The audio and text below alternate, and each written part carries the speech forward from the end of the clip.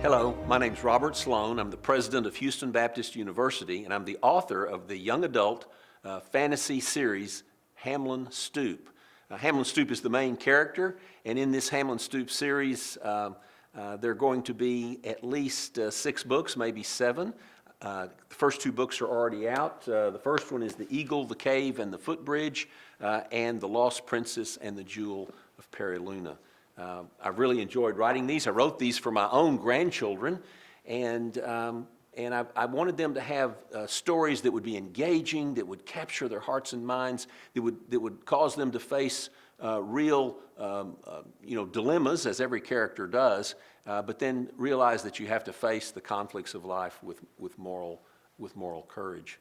Some questions that I get asked about this. I get asked, why did you write this? And I've already sort of answered that. I wrote young adult fantasy because I think young adult fantasy is a tremendous vehicle for teaching moral courage, decision making. I think stories do that in general, and fantasy stories really do that in an expanded way. They stretch the imagination. I'm sometimes asked what age. I recommend about 11 or 12 or older for these. We've had people all the way into their 80s read them, so a lot of young adult fiction is read by adults. In fact, most of it is read by later teens and people in their 20s and 30s and older. But I would recommend that if you read aloud to your children, I recommend these books starting at about age 11.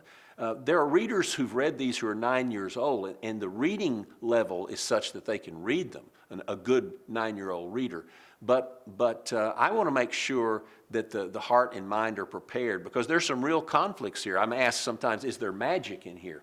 Well, there are bad characters. Life has good and evil, and so every good story has a protagonist and an antagonist, and these stories involve supernatural elements.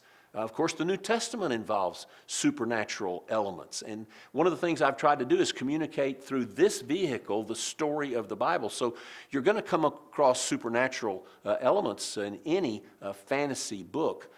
So there's not magic in the sense that I blur the distinction between good and evil.